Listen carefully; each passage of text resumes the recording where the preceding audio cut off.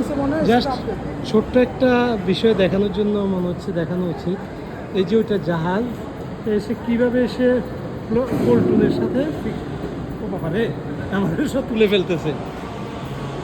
এখন এটা হচ্ছে এটা তুলে ফেলতেছে। আমি দেখাতে চাচ্ছিলাম যে এটা এই জায়গাটা, এই যে সাদা অংশটা হচ্ছে জাহাজের সামনের দিক, আর হলুদের এই পাশেরটা হচ্ছে পল্টন। ওই যে যে লোকটা গেল ওইখান দিয়ে কি একেবারে একটার সাথে একটা এমন যাবে লেগে আছে মনে মনে যেন শুতেও যাবে না আর কি। আর বাংলাদেশে এরকম জাহাজে উঠতে গিয়ে পল্টন থেকে পড়ে মানে হ্যাঁ বুড়িগঙ্গার বা প্রায় ঘটে এরকম। হ্যাঁ আপনি একটা জেটিও না সুন্দর না আছে, কিন্তু বেশিরভাগ সময় যারা এগুলোর দায়িত্বে থাকে আমার ধারণা আর কি, আমি তো ওইভাবে অত বেশি ইয়ে করি নাই, দেখা যায় আপনি আমরা বেরোচ্ছি দেখা যায় এই যে লাফ দিয়ে উঠতে গিয়ে পানিতে পড়ে গেলাম। যারা সাঁতার জানে তারা হয়তো প্রবলেম নেই, কিন্তু যারা সাঁতার জানে না তারা তো বিপদ। তারপরে আমরা উঠি ওই যে আমি এবার ইয়েতে গেলাম একটা দ্বীপে গেলাম, ওই যে কাঠের সিঁড়ির মতো করে ফেরিতে উঠছি। এই হচ্ছে অবস্থা।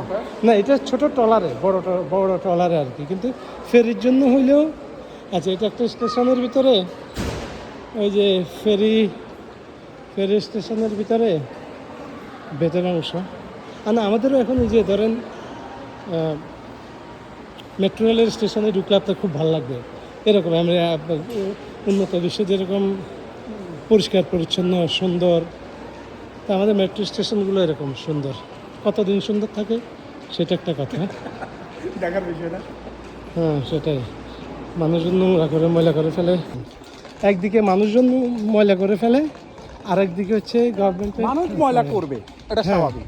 আবার দেখার বিষয় হলো তাই যেই ডিপার্টমেন্টে আছে ক্লিনিংয়ে, সে যে 8 ঘন্টা সে প্রপারলি কাজ করতেছে কি না, এবং তাকে ওই পরিমাণ ইনস্ট্রুমেন্টস এবং পয়সা দিতে হইতেছে। না দেন না তো এখানে মানুষ বেশি ওখানে ময়লা বেশি, নিউ ইয়র্ক সিটি মানুষ বেশি এখানে ময়লা বেশি, আউট স্টেটে যাবেন মানুষ নেই ময়লাও নেই কম, এটা মেক সেন্স। হ্যাঁ এখন এটা ঠিক আছে, আপনি ধরেন ক্লিনিংয়ের জন্য দেখ আমরা এখানে আসলাম আর কি, এখন একটু উপরে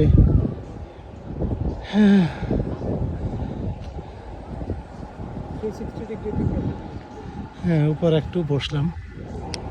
আপনি যেটা ঘুরবেন নিউজে পানিতে হুন্ডালো ঘুরে রয়ে হ্যাঁ ডুবে মরবে লাই সাঁতার জানেন না? সাঁতার জানলে আর কি উঠতে নেবে। দুটো লো টান দিই হ্যাঁ এটা আপনার চালানো জানতে হবে না, খালি টান দিলে আমরা